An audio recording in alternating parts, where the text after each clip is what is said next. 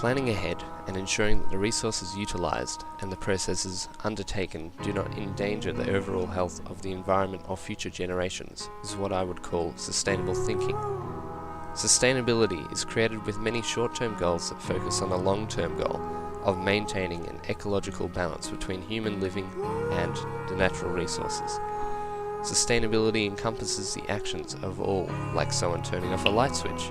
But ever since the Industrial Revolution, it can be largely influenced by the actions of not many, such as the mass production of products by a small number of businesses that adhere to planned obsolescence or modern technology being used to gather incredulous amounts of oil out of the South China Sea seabed. Sustainability in the West has been a hot topic for economists and environmentalists for a few decades now, but in Vietnam it is a different story. The country's population is gradually transitioning from low-income to middle-income citizens, and as more money moves around, so do more resources. Resources that currently are not managed sustainably. As seen in Scandinavian countries and Australia, as the citizens grow richer, they demand a higher standard of living.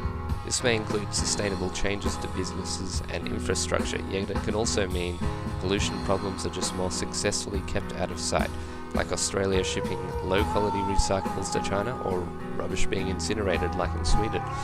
In Vietnam, wastewater treatment is a huge issue, so much so that some locals won't even drink tap water, and sometimes even a sea will be too dangerous to swim in.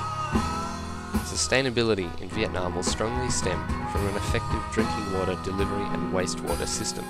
With this, people will not be so dependent on bottled water, and the environment will not suffer as badly from pollution. Danang University of Technology has 0 formal recycling schemes. In Danang City, this is a commonly recurring theme, although some sponsored bins might be earmarked for recycling. Partial sustainability does find its way in Vietnam, in the form of people from a low socio-economic background searching the streets, bins and businesses for recyclable bottles and other basic materials that can be then sold on for money. With this unofficial system, the overall effectiveness of what is recycled and what passes on into landfill is questionable. It also brings into question the social sustainability of this occupation. Hygiene issues and safety are of concern. Also, children are often bullied if their parents search rubbish for recyclables as a job. I'm not sure if this is a problem in Vietnam, but it has been in China. In commercial areas or places heavily frequented by tourists like the airport and government parks, there were plenty of rubbish bins, but the objective of these bins was probably more aimed towards maintaining cleanliness standards rather than environmental protection.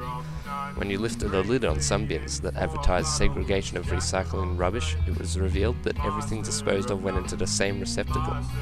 In the suburbs of Da Nang, it was much harder to locate bins at all. Leaves and litter were often swept into one pile and burned off in the presence of everyone who may pass by, including pregnant women and playing school children. Also, cultural traditions such as burning fake money and other paper flowers on the sidewalk in the name of prosperity were commonly seen while I was there. This may just have been because of the lead up to the Tet holiday, but can such a practice fit within a sustainable lifestyle, regardless of the motive or time of year? The Environment Club at Danang University often focus activities on picking up rubbish. This clean-up initiative is awesome. However, they show that people are only able to fight the symptoms of pollution in their spare time, rather than have something officially changed at the source, because this student group in particular cannot make changes in the strict system that is Danang University management. And it also reminds us of the litter problem that Australia uncovers each year with Clean Up Australia Day. Much of the rubbish source for both countries comes down to a consumer economy that is not circular in regards to resource distribution.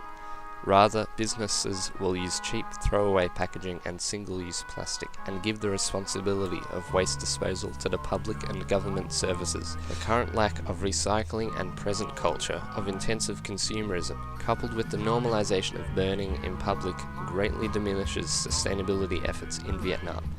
A stop to waste incineration countrywide is necessary, and a sustainable step towards removing single-use plastic bags and other materials that have greener alternatives or community systems would lighten the load of garbage on both human lives and the environment.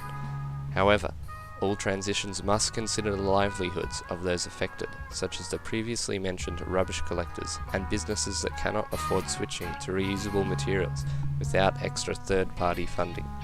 Vietnam needs a mindset change from the people, harsher legal consequences for reckless environmental damage by companies and individuals, and a better motivation from the Vietnam government that currently has a president acknowledging the need for collective sustainability, yet environmentally friendly infrastructure and initiatives are not exactly prioritized by the government compared to purely economic objectives.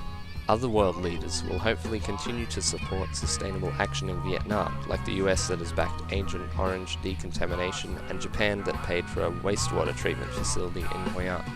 And there will always be hope. The Vietnamese people achieve great things when they work together. Hopefully one of these great things will be sustainability.